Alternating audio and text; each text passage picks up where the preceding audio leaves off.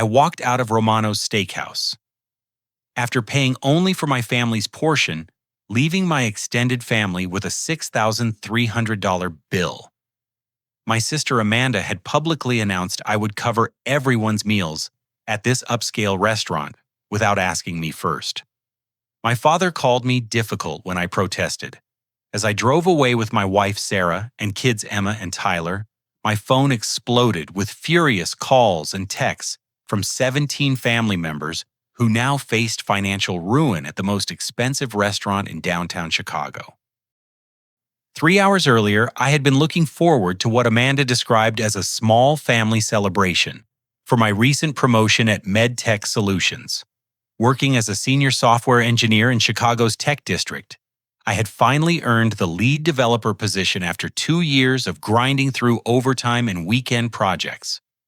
The promotion came with modest responsibilities and a salary bump that would help Sarah and me manage our mortgage payments on our 3-bedroom home in Naperville. Sarah worked part-time as a registered nurse at Northwestern Memorial Hospital, balancing her career with caring for our 8-year-old daughter Emma and 10-year-old son Tyler. Between my software development income and her nursing shifts, we maintained a comfortable but careful middle-class lifestyle. Every dollar mattered when it came to Emma's piano lessons, Tyler's soccer fees, and the endless stream of school supplies and growing children's clothing.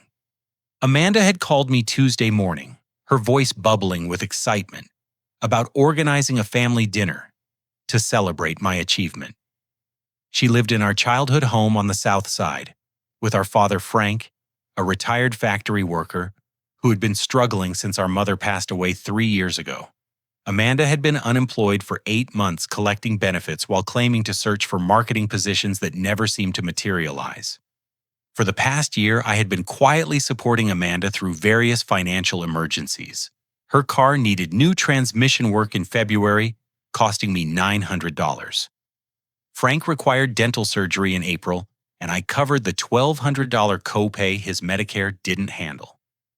When Amanda's heating bill reached critical status during the harsh January freeze, I sent her $400 to avoid shutoff. Sarah knew about these contributions but never complained, understanding that family obligations sometimes required sacrifice. The restaurant Amanda chose should have been my first warning sign. Romano's Steakhouse occupied a prestigious corner location in downtown Chicago's financial district, known for its 5-course prix-fixe menus, starting at $450 per person. The establishment catered to corporate executives celebrating major deals and wealthy tourists seeking authentic Chicago fine dining experiences. Crystal chandeliers illuminated marble floors, while tuxedoed servers attended to guests in private dining alcoves. When Sarah and I arrived with our children, I immediately noticed the size of our party. Instead of the intimate gathering Amanda had described, 17 family members filled 2 large tables in Romano's private dining room. Uncle Robert had driven down from Milwaukee with his wife Patricia. Cousin Derek brought his wife Jennifer and their teenage daughter Madison. Amanda had invited distant relatives I hadn't seen since our mother's funeral, including second cousins from Indiana and family friends who barely qualified as relatives. Everyone was already deep into their meals when we walked through the mahogany-paneled entrance. Wine bottles dotted both tables, and I counted multiple appetizer plates suggesting the group had been dining for over an hour before our arrival. The atmosphere felt festive with animated conversations and laughter echoing off the vaulted ceiling. Emma and Tyler looked overwhelmed by the formal setting, clinging closer to Sarah as we navigated through the elegant dining room. Amanda stood up dramatically when she spotted us raising her wine glass high above her head. Her voice carried across the entire restaurant as she announced, "Everyone, Jeff is here." And since he just got that amazing promotion with the huge bonus, he's graciously offered to treat everyone tonight. The surrounding diners turned to observe our family celebration, while Amanda continued her impromptu speech about my generosity and success. My stomach dropped as I realized what was happening. I had never offered to pay for anyone's dinner, let alone a 17-person feast at Chicago's most expensive steakhouse. The promotion Amanda referenced came with a modest $200 monthly increase, hardly the windfall she was describing to our relatives. As family members approached to congratulate me and thank me for my generosity, I felt trapped by social pressure and public embarrassment. Frank noticed my hesitation and pulled me aside near the restaurant's marble bar area. His weathered hands gripped my shoulders as he spoke, in a low voice meant to avoid attracting attention. "Son, don't make a scene in front of everyone. Amanda worked hard to organize this celebration, and the family is excited to honor your achievement. Stop being difficult and just enjoy the evening. You can afford it now with your big promotion." The weight of family expectations pressed down on me as I returned to our table. Sarah's concerned expression told me she understood the financial implications of covering such an expensive dinner. Our monthly budget allowed for modest restaurant visits, usually chain establishments where we could feed our family for under $60. The price point at Romano's represented more than our entire monthly entertainment budget. As the evening progressed, family members continued ordering additional courses and premium wine selections. Derek selected the dry-aged ribeye with truffle accompaniments, while Patricia ordered the lobster tail paired with champagne. Uncle Robert encouraged the teenagers to try dessert selections that cost $45 each. Every additional order increased our theoretical bill, creating a mounting financial disaster I had never agreed to assume. When the server approached our table around 9:30 to discuss final preparations for the check, I knew I had to take action. I excused myself to visit the restroom, but instead walked directly to the host station near the restaurant's front entrance. Speaking quietly with the manager, I arranged to pay only for my family's 4 meals, totaling $328, including tax and tip. The drive home felt surreal, as my phone immediately began buzzing with calls and text messages. Sarah sat quietly in the passenger seat, while Emma and Tyler discussed the fancy restaurant experience in excited whispers from the back seat. They had enjoyed their kid-friendly pasta dishes and chocolate desserts, unaware of the financial drama unfolding behind their celebration. 20 minutes after leaving Romano's, I received a voicemail that changed everything. Linda Martinez, my boss at MedTech Solutions, had called with urgent news about company restructuring. Budget cuts approved by corporate leadership would eliminate several recently approved promotions, including mine. Effective Monday morning, I would return to my previous senior developer role with my original salary.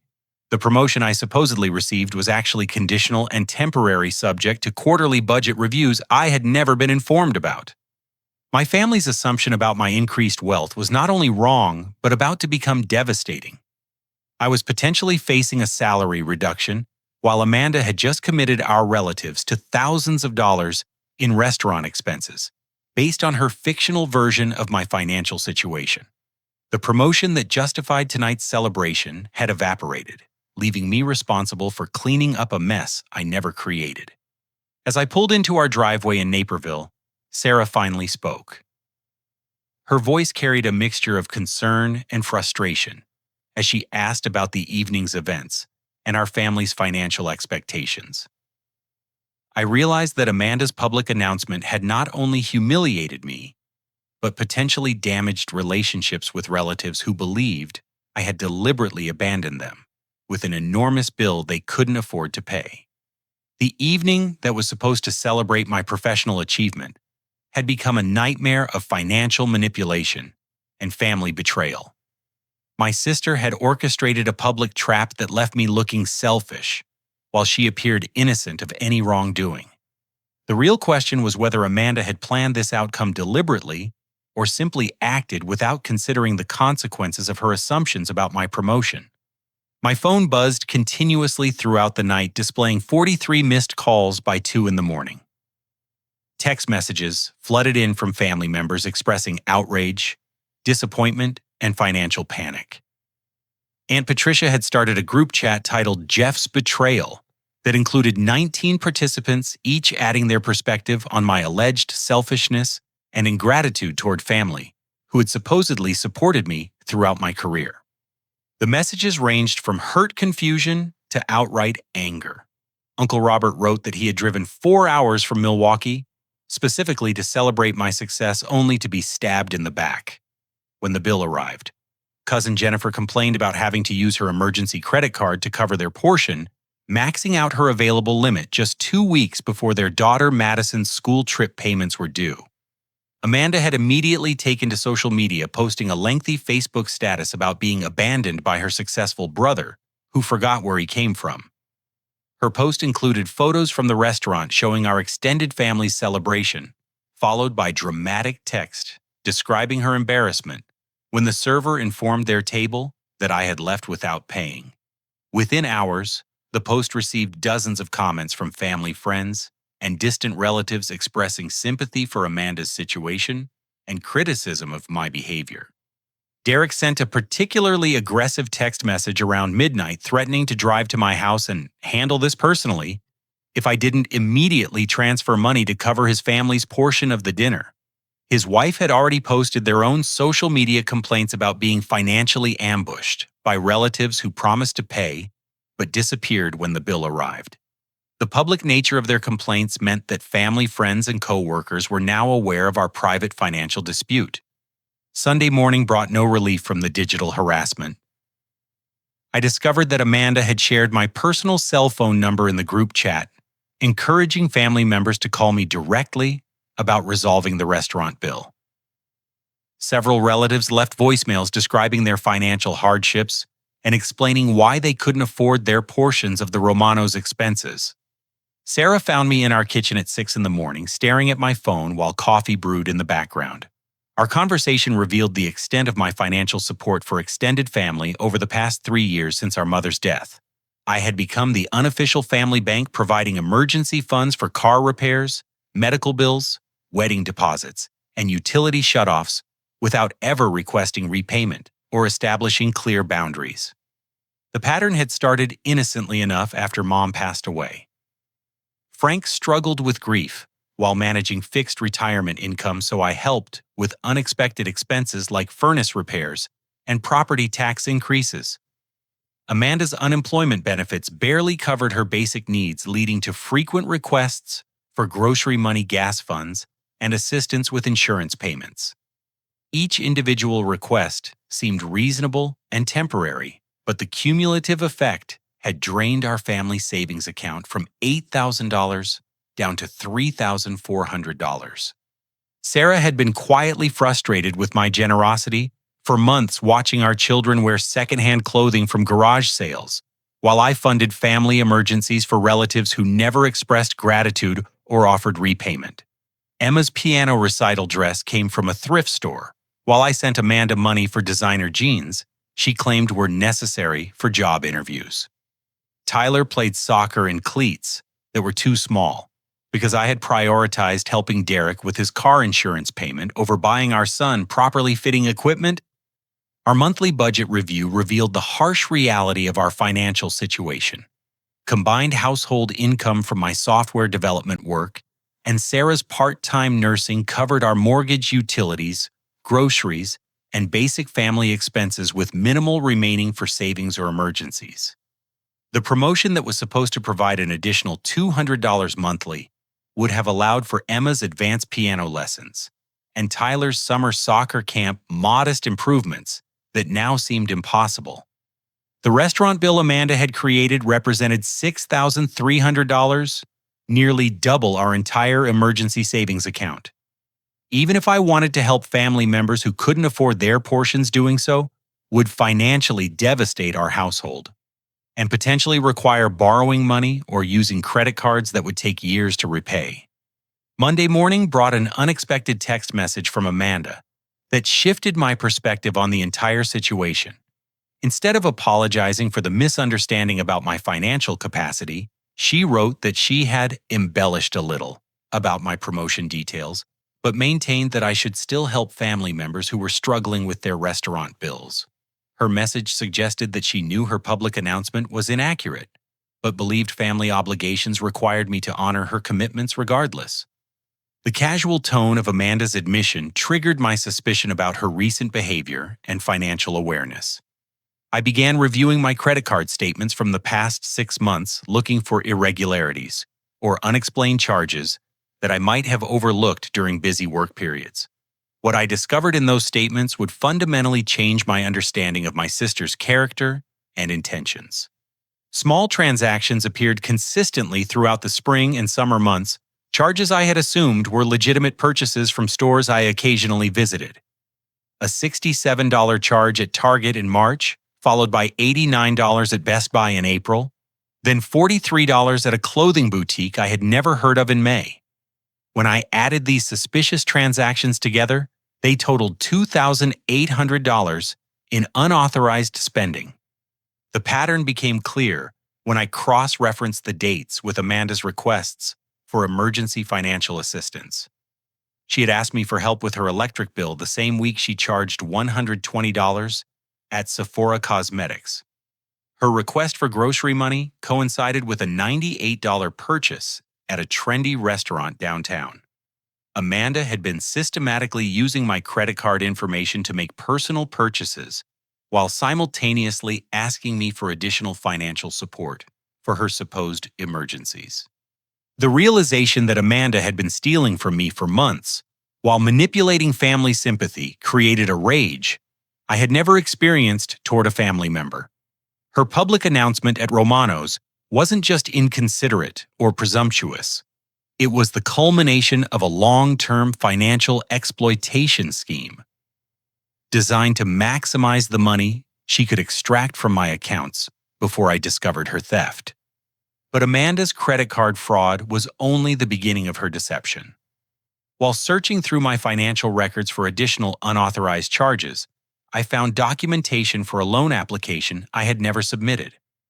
Someone had used my Social Security number, employment information, and salary details to apply for a $5,000 personal loan through an online lending company. The application listed Amanda's address as my primary residence and included forged copies of my signature on multiple documents. The loan had been denied due to insufficient income verification, but the application itself represented identity theft and fraud that could have damaged my credit score permanently if approved. Amanda had accessed my personal information and attempted to secure additional funding using my identity while maintaining her facade of unemployment and financial hardship. When I called Frank to discuss Amanda's unauthorized use of my credit cards, his response revealed another layer of family manipulation I had never suspected. My father admitted that he knew about Amanda's spending, but had remained silent because she convinced him that I had given her permission to make purchases on my behalf. According to Amanda's story, I was helping her rebuild her credit by allowing her to use my accounts for small transactions she would eventually repay. Frank's willingness to believe Amanda's explanation without verifying it with me demonstrated how effectively she had isolated and manipulated him since our mother's death. Amanda had gradually positioned herself as Frank's primary caregiver and financial manager, controlling his access to other family members and filtering all communication through her perspective of family dynamics and relationships.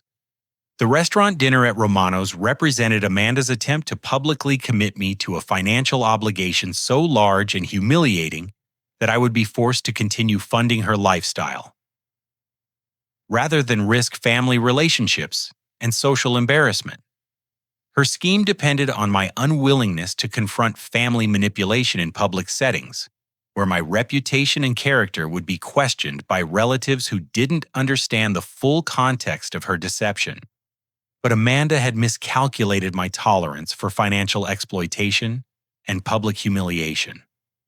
The combination of credit card theft, identity fraud, and restaurant manipulation finally crossed the line that would motivate me to take decisive action to protect my family and expose her systematic deception to relatives who had unknowingly participated in her schemes. Sarah confronted me Tuesday morning while Emma and Tyler ate breakfast before school, her voice carrying a determination I hadn't heard before in our 12 years of marriage. Standing in our kitchen with her arms crossed and her nursing scrubs already on for her early shift, she delivered an ultimatum that forced me to confront the reality of my family's financial exploitation. Jeff, if you pay that restaurant bill or give Amanda one more dollar, I'm taking the kids to my mother's house in Wisconsin until you figure out your priorities, Sarah said, her brown eyes reflecting both frustration and genuine concern for our family's future. Our children are wearing secondhand clothes and sharing bedrooms, while your sister buys designer makeup with your credit cards. Emma asked me yesterday why Madison gets new school supplies every semester while she has to use last year's worn-out backpack. The image of our daughter comparing her possessions to our cousin's child hit me harder than any angry text message from extended relatives. Emma was developing an awareness of economic differences within our family, noticing that relatives who claimed financial hardship often possessed newer clothing and electronics than our household could afford. Tyler had started asking why he couldn't join travel soccer leagues like his classmates, unaware that his registration fees were being redirected toward family emergencies that never seemed to end. Sarah revealed that she had been secretly saving money from her nursing shifts for the past 4 months, hiding cash in her dresser drawer to protect our family from the financial drain I couldn't seem to control. Her emergency fund contained $870 money she had planned to use for Emma's birthday party next month and Tyler's winter coat replacement.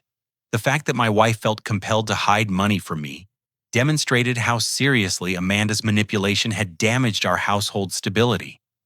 Your sister has been playing you for months, and you're so worried about being the good son and brother that you can't see how she's destroying our family. Sarah continued, her voice softening with emotion. I love you, and I know you love your family. But our children come first, always. If you can't set boundaries with Amanda, then I have to set them for our kids. The weight of Sarah's ultimatum motivated me to expand my investigation into Amanda's financial activities beyond my own credit card statements. I spent Tuesday afternoon calling financial institutions and requesting detailed records of any accounts or applications associated with my Social Security number. The results revealed a pattern of attempted fraud that extended far beyond the unauthorized charges I had already discovered. Amanda had attempted to open a business credit card using my employment information and a fabricated consulting company she claimed we operated together. The application included forged contracts showing me Supreme as her business partner in a technology consulting firm that existed only on paper. Bank representatives explained that the application had been flagged for suspicious activity because the business address matched Amanda's residential location and no legitimate business operations could be verified. More disturbing was the discovery that Amanda had been researching my employer's benefits and salary information through LinkedIn connections and online databases. She had somehow obtained details about my health insurance coverage, retirement contributions, and performance bonuses that were not public information. This suggested she had been planning her financial exploitation systematically rather than making opportunistic requests when genuine emergencies arose. The depth of Amanda's deception became clear when I found evidence that she had been manipulating other family members using similar tactics. Uncle Robert mentioned during a follow-up phone call about the restaurant bill that Amanda had recently borrowed $300 from him, claiming I had recommended her for a job interview that required professional clothing purchases. She had never repaid Robert or mentioned any job interviews during our conversations about her unemployment situation.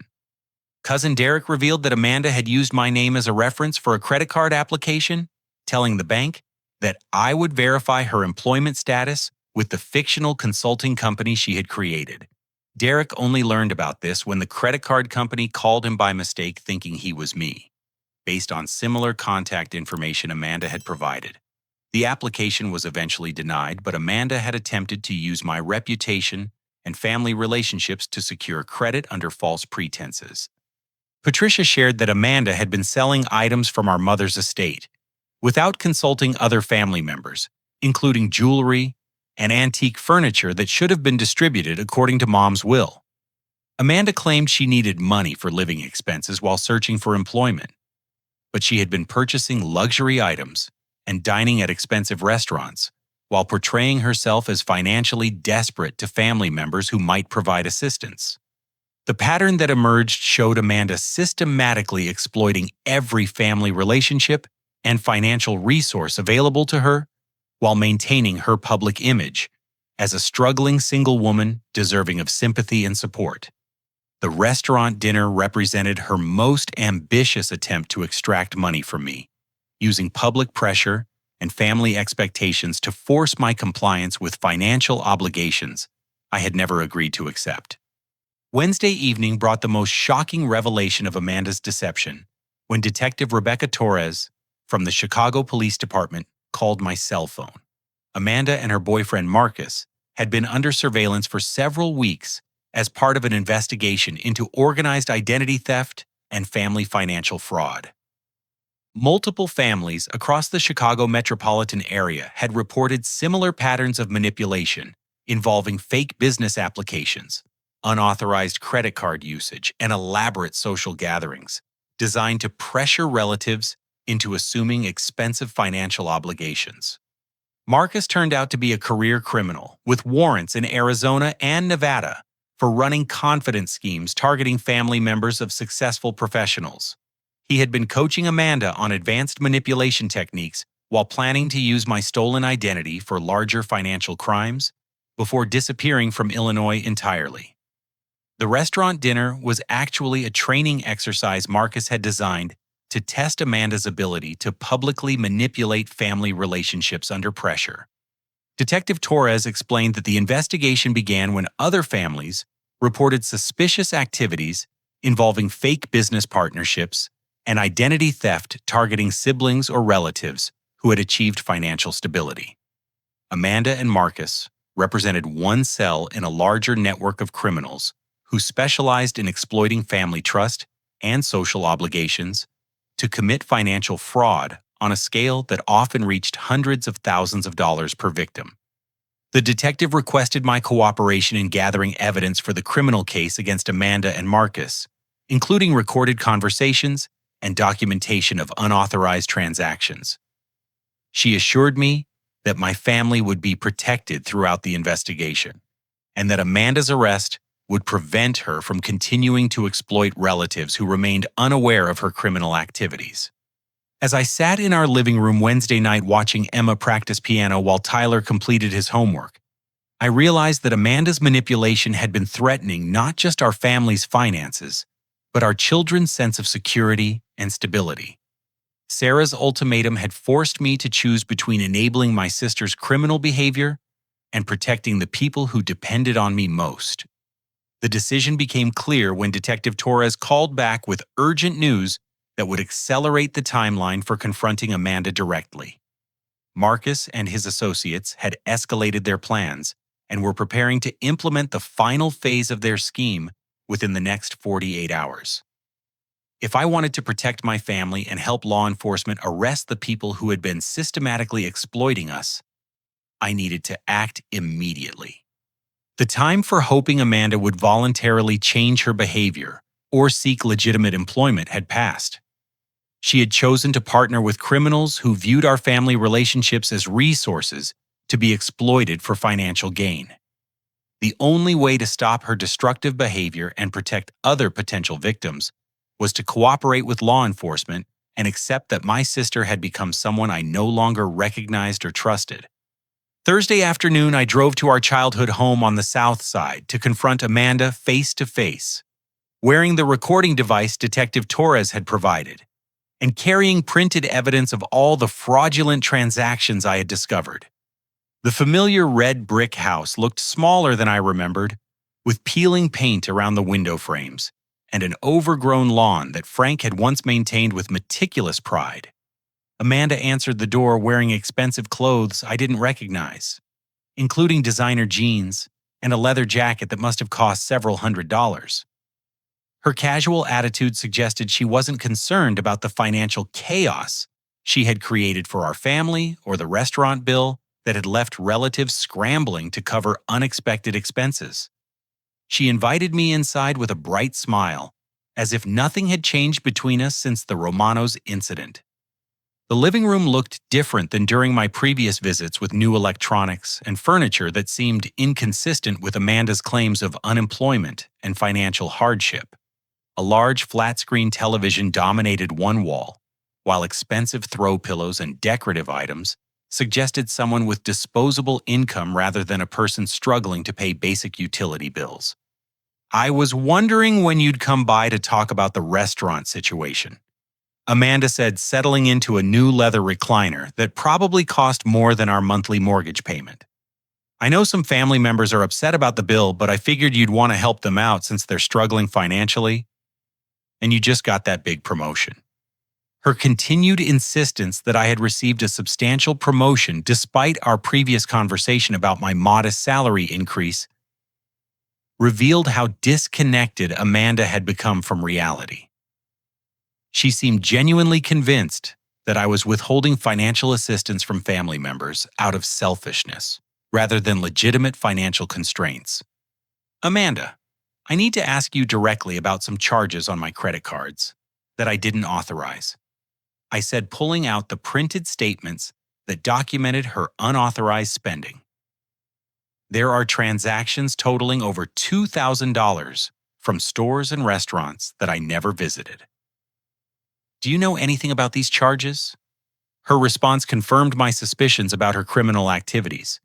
Instead of expressing surprise or concern about identity theft, Amanda shrugged casually and admitted that she had been using my credit card information for small purchases that she intended to pay back eventually. She claimed that she assumed I wouldn't mind helping her with temporary expenses while she searched for employment opportunities. Jeff, we're family. Amanda said, her tone suggesting that she viewed my credit cards as shared family resources, rather than personal accounts she had accessed without permission. I knew you'd want to help me get back on my feet, and I was planning to pay you back as soon as I found a job. It's not like I was buying expensive things or being irresponsible with your money. The irony of her statement while sitting in a room filled with luxury items she had purchased using my stolen financial information was not lost on me. Amanda had convinced herself that her theft was justified by family obligations and her own financial needs, regardless of how her actions affected my household budget or violated my trust. When I pressed her about the loan application that had been submitted using my identity, Amanda's demeanor shifted from casual defensiveness to outright defiance. She revealed that her boyfriend Marcus had helped her complete the application, explaining that they needed additional funding for a business opportunity that would eventually benefit our entire family. Marcus has experience with financial planning and investment strategies. Amanda said, her voice taking on an excited tone that suggested she genuinely believed in whatever scheme he had proposed. He's been helping me understand how to leverage family resources to create opportunities for everyone. The loan was just the first step in a larger plan that would have made money for all of us. The mention of Marcus prompted me to ask about meeting him, since Amanda had never introduced us despite their apparent serious relationship. She hesitated briefly before explaining that he was currently visiting relatives in California, but would return to Chicago within the next few days. Her evasive response confirmed Detective Torres's information about Marcus's criminal background and his strategy of maintaining distance from family members who might recognize his manipulation tactics. As our conversation continued, Amanda revealed the extent of Marcus's influence on her recent behavior and financial decisions. He had convinced her that successful family members like me had an obligation to share our wealth with relatives who were less fortunate, regardless of whether we had agreed to provide assistance. According to Marcus's philosophy, my reluctance to fund family expenses demonstrated selfishness that needed to be overcome through social pressure and public accountability. The restaurant dinner at Romano's had been Marcus's idea, designed to create a public commitment that would be difficult for me to refuse, without damaging my reputation within our family. Amanda admitted that she had deliberately chosen an expensive restaurant and invited numerous relatives to maximize the financial pressure, while ensuring that any attempt to refuse payment would appear selfish and ungrateful. Marcus explained that sometimes you have to force people to do the right thing. Amanda said, her words revealing how completely she had accepted his manipulation strategies. He said that if I made the announcement publicly, you wouldn't be able to back out without looking bad in front of the family. It was supposed to help you see that sharing your success with family is the right thing to do. The calculated nature of the restaurant manipulation demonstrated that Amanda's behavior was not impulsive or misguided, but deliberately planned to exploit my relationship with extended family members. Marcus had coached her on psychological manipulation techniques designed to override my financial boundaries through guilt and social pressure. When I asked Amanda about her future plans and whether she intended to seek legitimate employment, her response revealed how deeply Marcus had influenced her thinking about money and family relationships. She explained that they were planning to move to California together, where Marcus had connections in the business community that could provide opportunities for both of them. We're not going to be stuck in Chicago dealing with family drama and financial limitations. Amanda said, her voice carrying a tone of superiority that suggested she viewed our relatives as obstacles to her advancement rather than people she cared about. Marcus has taught me that you have to think bigger than just getting a regular job and paying bills. There are opportunities out there for people who are willing to take risks and use their connections. Her dismissive attitude toward legitimate employment and family relationships confirmed that Marcus's influence had fundamentally changed Amanda's character and values. She no longer viewed our relatives as people deserving honesty and respect, but as potential sources of funding for whatever schemes Marcus had planned for their future together. The conversation took a darker turn when Amanda revealed that Marcus had been researching my financial background and employment situation in detail, gathering information that went far beyond what she could have obtained through normal family conversations. He knew about my retirement account balances, health insurance coverage, and even performance reviews that were confidential employment records.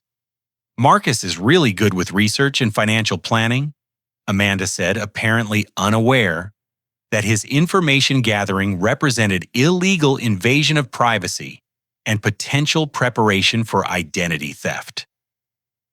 He's been helping me understand your actual financial situation so we can figure out the best way for you to help family members who are struggling. The revelation that Marcus had been systematically investigating my personal finances while planning to exploit my family relationships represented a level of criminal sophistication that went far beyond simple credit card fraud. Detective Torres had been correct about the organized nature of their operation and the serious threat they posed to multiple families in the Chicago area. As I prepared to leave Amanda's house, she made a final statement that revealed the true extent of Marcus's manipulation and her willingness to participate in criminal activities targeting our family. She mentioned that they had been developing a comprehensive plan to help me optimize my financial resources in ways that would benefit everyone involved, including family members who needed assistance with major expenses. The euphemistic language couldn't disguise the fact that Amanda was describing a systematic plan to steal my identity and drain my financial accounts while justifying their actions as family assistance. Marcus had convinced her that their criminal activities were actually beneficial services that would help me fulfill my family obligations more efficiently. Driving away from my childhood home, I realized that the sister I had grown up with no longer existed. Amanda had been replaced by someone who viewed our family relationships as tools for financial exploitation and justified criminal behavior as legitimate business strategies.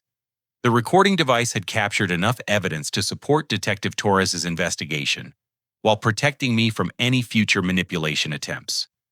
The confrontation had confirmed my worst fears about Amanda's character transformation, while providing law enforcement with the evidence needed to arrest Marcus and dismantle their criminal operation. The only question remaining was whether Amanda could be saved, whether from the consequences of her choices, or whether she had committed herself too deeply to Marcus's schemes to avoid serious legal consequences. Friday morning, Detective Torres contacted me with an urgent update about the investigation that would accelerate our timeline for confronting Amanda and Marcus directly. Surveillance teams had observed Marcus meeting with known associates from the Arizona criminal organization suggesting that they were preparing to implement the final phase of their identity theft scheme before leaving Illinois permanently. The detective explained that Marcus's criminal network specialized in what they called family harvesting, a sophisticated form of fraud that targeted successful professionals through their relationships with financially struggling relatives. The scheme typically concluded with the criminals securing large business loans or credit lines using stolen identities, then disappearing before victims discovered the fraud.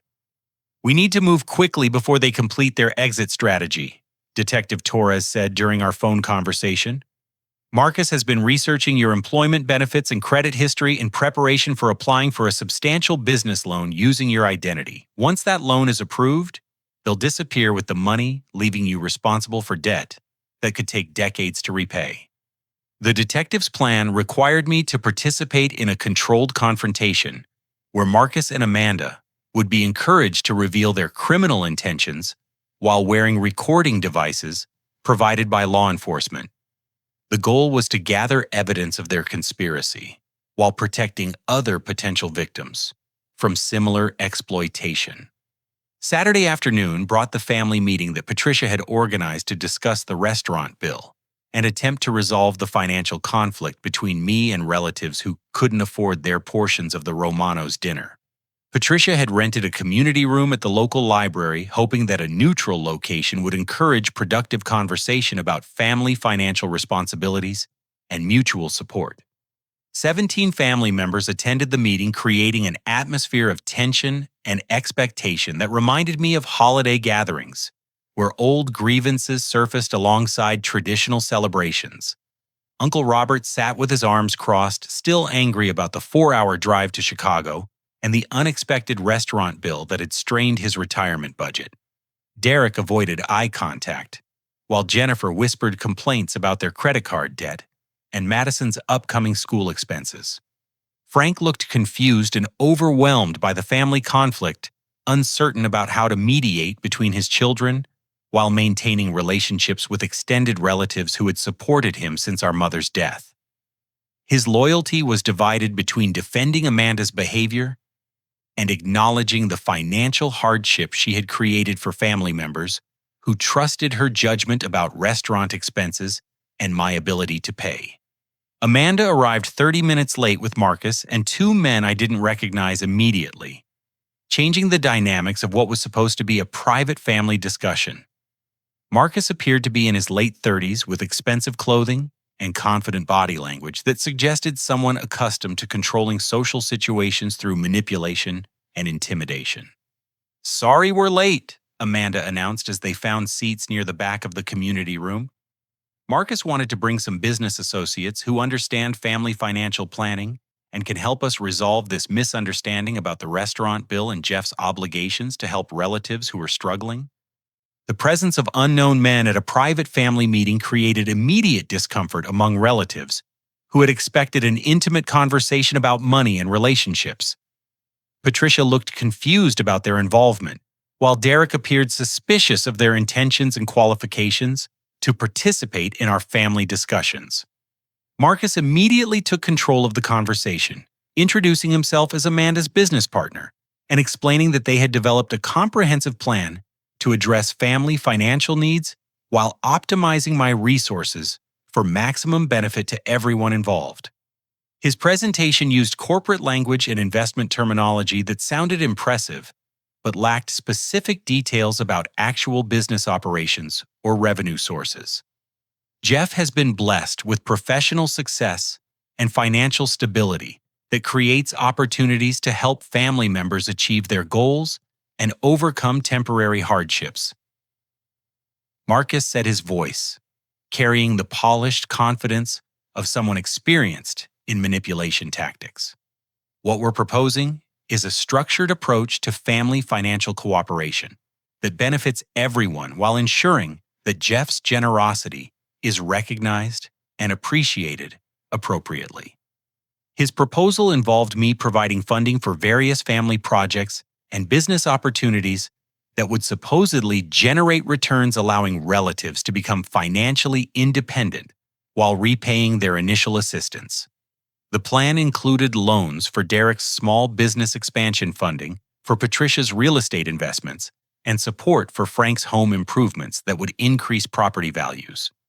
The sophistication of Marcus's presentation initially impressed several family members who were struggling with their own financial challenges and attracted to the possibility of business opportunities that could improve their economic situations. Uncle Robert asked detailed questions about investment timelines and return projections, while Jennifer expressed interest in the small business funding that could help Derek establish the landscaping company he had discussed for years. But Marcus's proposal required me to provide initial funding of $50,000 to establish what he called a family investment cooperative that would be managed by him and Amanda as experienced financial planners.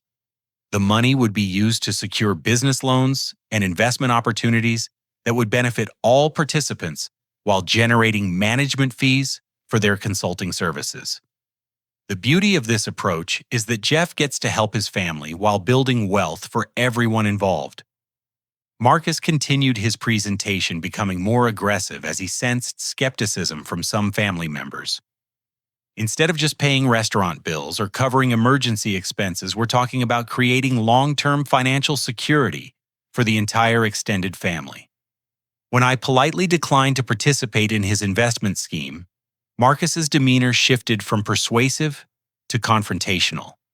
He suggested that my reluctance to help family members demonstrated selfishness and ingratitude toward relatives who had supported me throughout my life and career development. I think Jeff has forgotten the sacrifices his family made to help him succeed. Marcus said, his voice carrying an undertone of threat that made several relatives uncomfortable.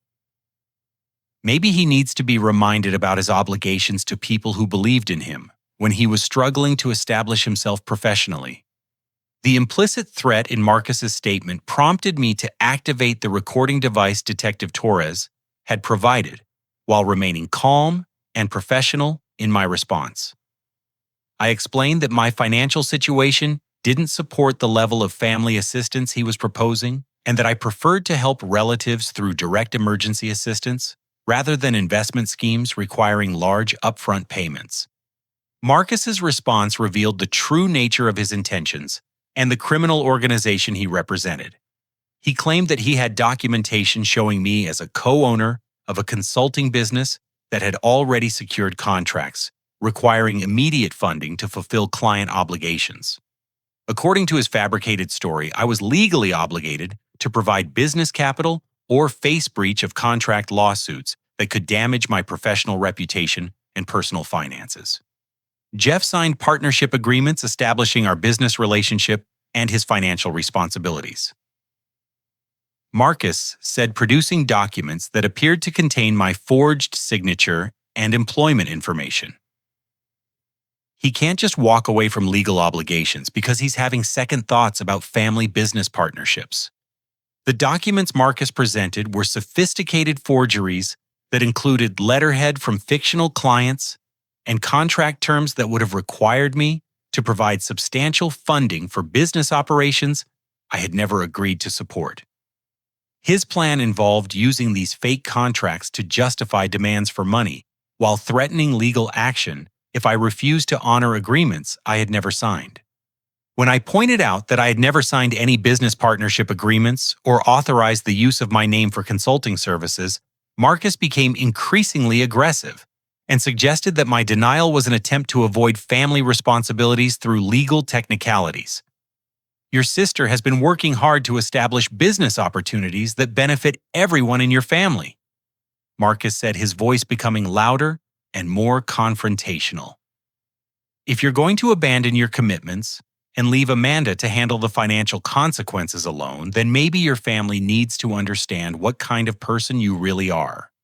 His threats escalated to include suggestions that my children's safety could be at risk if I didn't cooperate with his financial demands. The implied violence prompted several family members to express concern about the direction of the conversation, while others began quietly moving toward the exits. Marcus, I think you need to calm down and remember that we're here to discuss family financial issues, not business partnerships or legal threats. Patricia said, her voice carrying the authority of someone who had managed family conflicts for decades. This meeting was supposed to help us resolve the restaurant bill situation, not create new problems or involve outside people in our private family matters. Marcus's response to Patricia's intervention revealed the depth of his criminal intentions and willingness to use violence to achieve his financial goals. He suggested that family members who interfered with his business operations would face consequences similar to those threatening me and my children. The explicit threats against multiple family members prompted me to give the predetermined signal to Detective Torres, who had been monitoring our conversation from the library parking lot. Within minutes, police officers entered the community room and arrested Marcus and his associates for conspiracy, fraud, extortion, and making terroristic threats against multiple victims. Amanda's reaction to Marcus's arrest demonstrated how completely she had been manipulated by his criminal organization. Instead of expressing relief or concern about the threats he had made against family members, she protested his innocence and accused me of orchestrating his arrest to avoid fulfilling my family financial obligations. Jeff set this up because he doesn't want to help anyone in our family. Amanda screamed as police officers handcuffed Marcus and read him his rights. Marcus was trying to create opportunities for everyone, and Jeff called the police because he's selfish and wants to keep all his money for himself. Her inability to recognize Marcus's criminal behavior, even after witnessing his threats against family members and children, demonstrated how effectively he had isolated her from reality and convinced her that his manipulation tactics were legitimate business strategies. As police officers arrested Amanda for conspiracy and identity theft, she continued protesting her innocence and claiming that she had been trying to help family members achieve financial stability through business partnerships rather than criminal activities. Her delusion about the nature of her actions suggested that Marcus's psychological manipulation had been even more effective than Detective Torres had initially suspected. The arrest concluded the most frightening chapter of family manipulation and criminal exploitation I had ever experienced, while providing law enforcement with evidence needed to protect other families from similar schemes. The recording devices had captured detailed confessions of criminal intent while documenting threats that would ensure substantial prison sentences for Marcus and his associates. The legal proceedings that followed Marcus and Amanda's arrest revealed the scope of their criminal organization and the number of families they had targeted throughout the Midwest region. Detective Torres explained that their Chicago operation was part of a multi-state network responsible for defrauding hundreds of families out of millions of dollars over the past 2 years. Marcus turned out to be a career criminal whose real name was Michael Richardson, with outstanding warrants in Arizona, Nevada, and Colorado for similar family manipulation schemes. His criminal record included 15 felony convictions for identity theft, fraud, and extortion dating back over a decade. The sophisticated nature of his current operation suggested that he had been refining his manipulation tactics while serving previous prison sentences. Amanda was charged with multiple felonies, including identity theft, conspiracy to commit fraud, forgery, and accessory to extortion. The evidence I had helped gather through recorded conversations and financial documentation provided prosecutors with a strong case that would likely result in significant prison time even if she cooperated with authorities about Marcus's broader criminal network. During Amanda's arraignment, she maintained her innocence and claimed that she had been manipulated by Marcus into participating in activities she didn't understand were criminal. Her defense attorney argued that she was a victim of psychological manipulation, rather than a willing participant in the fraud scheme, hoping to negotiate a reduced sentence in exchange for testimony against Marcus and his associates. The prosecution disagreed with Amanda's victim narrative, presenting evidence that she had actively participated in research about my financial background, helped forge business documents, and attempted to manipulate family relationships to facilitate identity theft. Her systematic theft of my credit card information over several months demonstrated planning and intent that contradicted claims of innocent manipulation. Frank testified on Amanda's behalf during the sentencing phase, describing her emotional vulnerability following our mother's death and her susceptibility to Marcus's manipulation tactics. He acknowledged that Amanda had made serious mistakes, but requested leniency based on her lack of previous criminal history and potential for rehabilitation with appropriate counseling and supervision. The federal investigation revealed that Marcus's organization had targeted families across 7 states, typically focusing on successful professionals with close relationships to financially struggling relatives. Their techniques included psychological profiling, social media research, and systematic exploitation of family guilt and obligation to overcome victims' resistance to financial manipulation.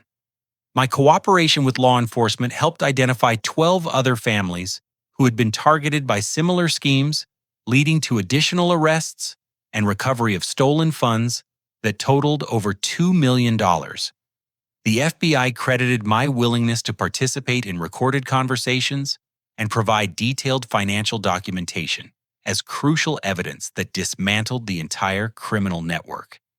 Marcus received a 7-year federal prison sentence for conspiracy identity theft and extortion across multiple states. His associates received sentences ranging from 2 to 5 years, depending on their level of involvement in the organization. The substantial prison terms reflected the serious impact of their crimes on families who had been financially devastated by their manipulation schemes. Amanda was sentenced to 3 years in prison, with possibility of parole after 18 months, contingent on her cooperation with ongoing investigations and completion of psychological counseling programs. The court also ordered her to pay full restitution for the money she had stolen from my credit cards and compensation for legal expenses I had incurred defending against her fraudulent business claims.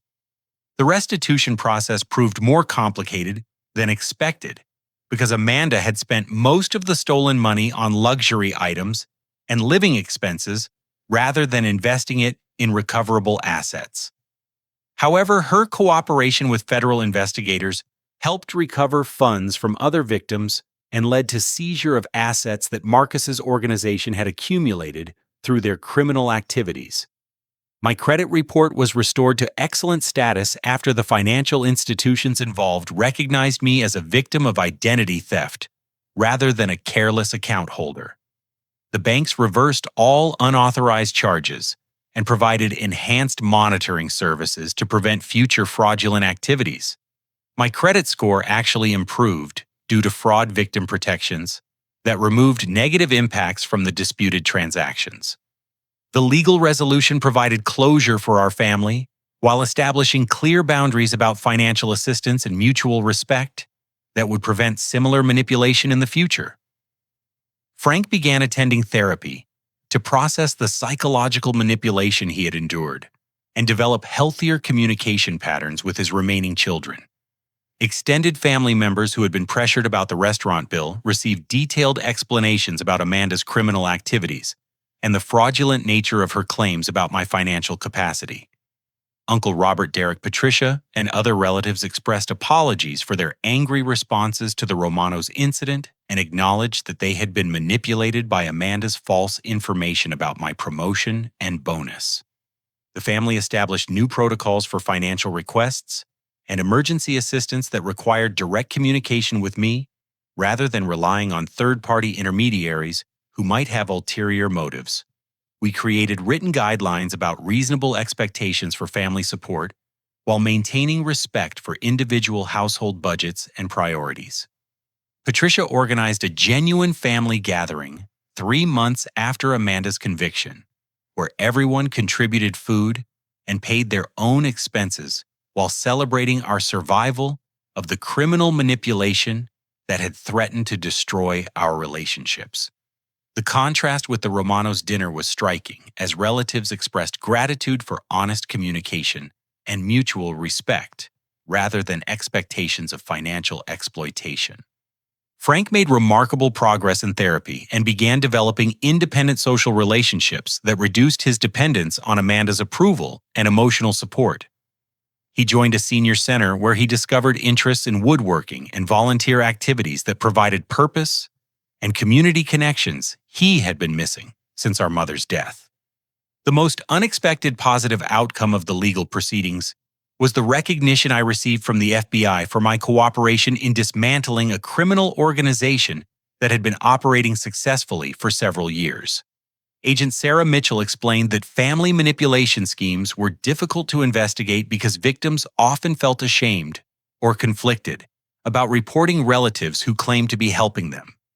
My willingness to prioritize family protection over social discomfort provided law enforcement with evidence needed to arrest criminals who might otherwise have continued exploiting families throughout the region.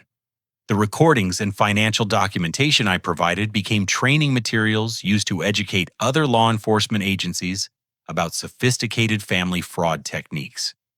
3 months after Amanda began serving her prison sentence, I received a letter from her acknowledging responsibility for the financial theft and manipulation that had damaged our family relationships. Her letter included apologies to Sarah and our children for the stress and insecurity her actions had created in our household. Amanda's letter suggested that prison counseling programs had helped her understand how Marcus's psychological manipulation had gradually distorted her thinking about money, family obligations, and personal responsibility. She expressed hope that she could eventually rebuild trust with family members who had been hurt by her criminal activities. While I appreciated Amanda's acknowledgement of responsibility, rebuilding our relationship would require years of consistent behavior and demonstrated change rather than written apologies. The trauma of her systematic deception and theft would take time to heal, particularly given the impact her actions had on Sarah's trust and our children's sense of security. The legal resolution provided justice and financial recovery that exceeded my expectations when the investigation began. More importantly, the experience taught our family valuable lessons about setting boundaries, recognizing manipulation tactics, and prioritizing the well-being of people who truly depend on our protection and support.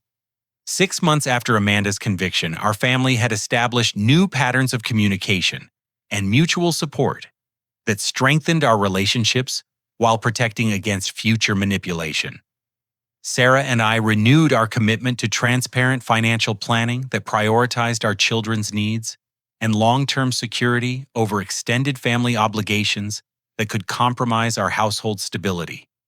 Frank moved into Sunset Manor, a senior living community in Oak Park that provided independent housing with optional support services and active social programming.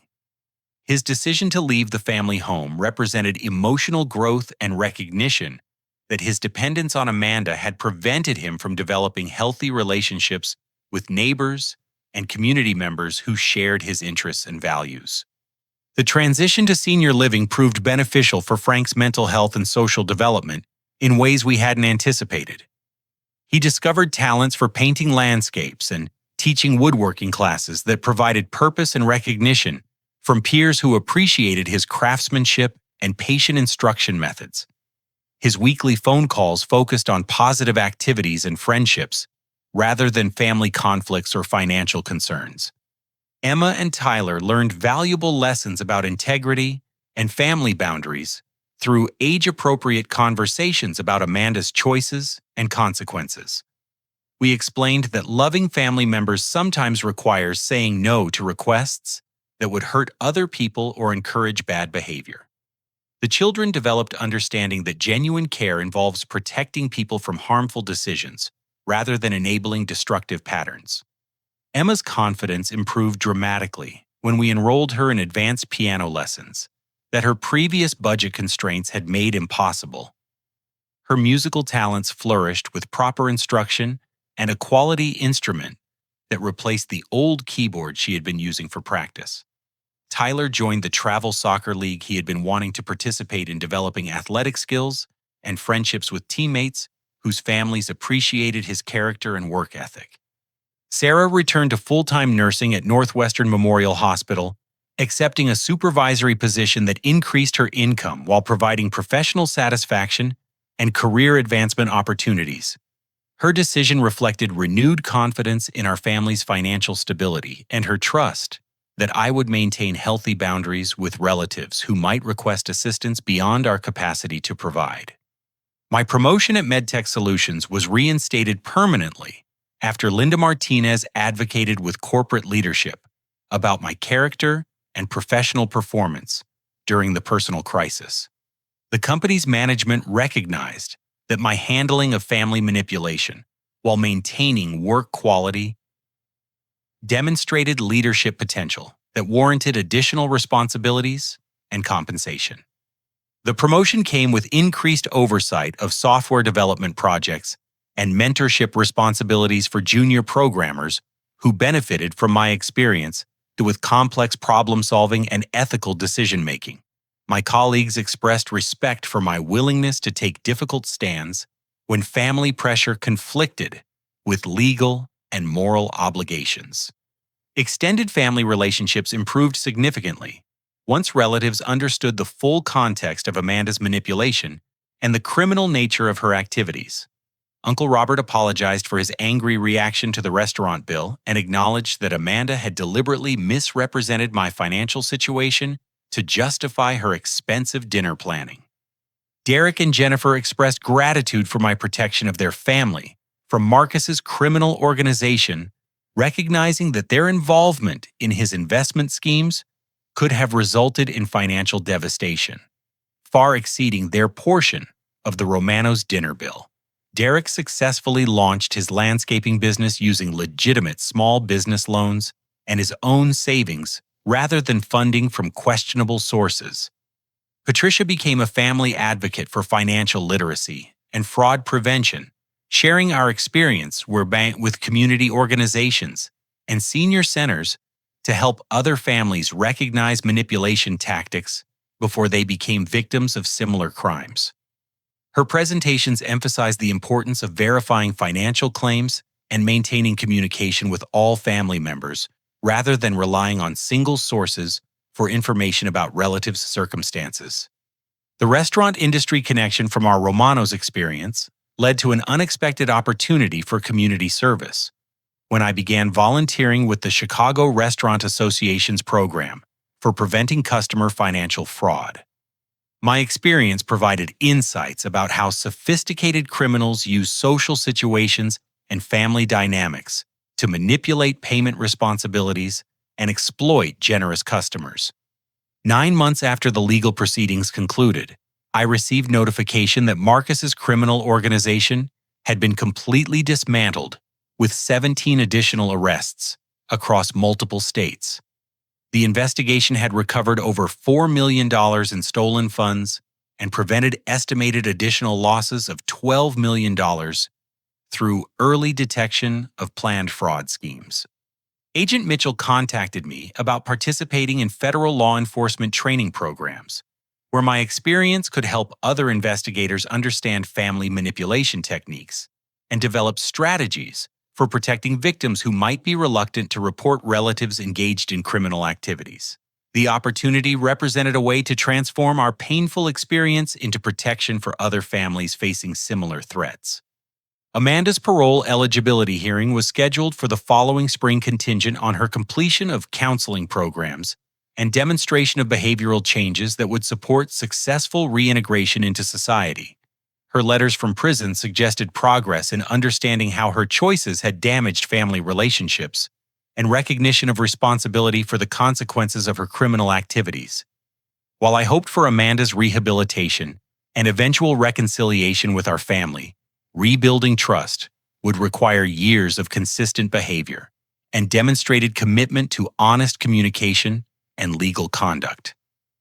The trauma of her systematic deception had created lasting impact on our family's sense of security that would heal gradually through positive experiences and reliable relationships. The most important lesson from our experience was recognizing that genuine family love requires boundaries rather than unlimited financial support. Enabling destructive behavior in the name of family loyalty actually prevents people from developing responsibility and self-respect, while damaging relationships with family members who make sacrifices to provide assistance. Setting clear limits about financial assistance forced relatives to develop realistic budgets and seek legitimate solutions to their challenges, rather than depending on my income to fund lifestyle choices they couldn't afford independently. The boundaries created healthier relationships based on mutual respect, rather than financial dependency and resentment. Sarah and I established a college fund for Emma and Tyler, using the restitution money recovered from Amanda's criminal activities. The fund represented our commitment to investing in our children's futures, rather than subsidizing extended family members who viewed our success as a resource to be exploited, rather than an achievement to be respected. Our family's financial planning now includes emergency funds, retirement savings, and educational investments that protect our household security while allowing for modest assistance to relatives facing genuine emergencies. The structured approach prevents manipulation while maintaining our ability to help family members who respect our boundaries and appreciate our generosity. The annual family gathering we hosted in our backyard the following summer represented the positive relationships we had built through honest communication and mutual respect. Frank brought paintings he had created in art therapy classes, while Derek shared updates about his successful landscaping business. Patricia organized activities for the children, while everyone contributed food and labor to create a celebration based on genuine affection rather than financial obligation. As I watched Emma play piano for relatives who appreciated her musical development, and Tyler demonstrate soccer skills he had learned through proper coaching, I reflected on how protecting our family from manipulation had actually strengthened our relationships with people who truly cared about our well-being. The experience taught me that standing up to family manipulation requires courage, but ultimately protects everyone involved from destructive patterns that damage relationships and prevent personal growth. Amanda's criminal behavior was an extreme example of entitlement and exploitation that many families experience in less dramatic forms through guilt-based requests for assistance that exceed reasonable boundaries. My advice for anyone facing family financial manipulation is to prioritize the well-being of people who depend on you, most particularly children who need security and stability more than extended relatives who claim emergencies. Trust your instincts about requests that seem excessive or designed to create social pressure rather than address genuine needs. Document suspicious financial activities and seek professional advice from law enforcement or financial advisors when family members make demands that involve identity information or long-term financial commitments. Criminal organizations often target families because relatives are less likely to report theft or fraud when perpetrated by people they love and trust. Most importantly, remember that protecting your family from manipulation is an act of love rather than selfishness. People who truly care about your well-being will respect your boundaries and appreciate your generosity, rather than exploiting your affection to fund their irresponsible choices or criminal activities. The transformation of our family relationships from manipulation and resentment to mutual respect and genuine affection proved that difficult decisions sometimes lead to the most positive outcomes. By refusing to enable Amanda's destructive behavior, I protected not only my immediate family, but potentially saved her from worse consequences if her criminal activities had continued unchecked.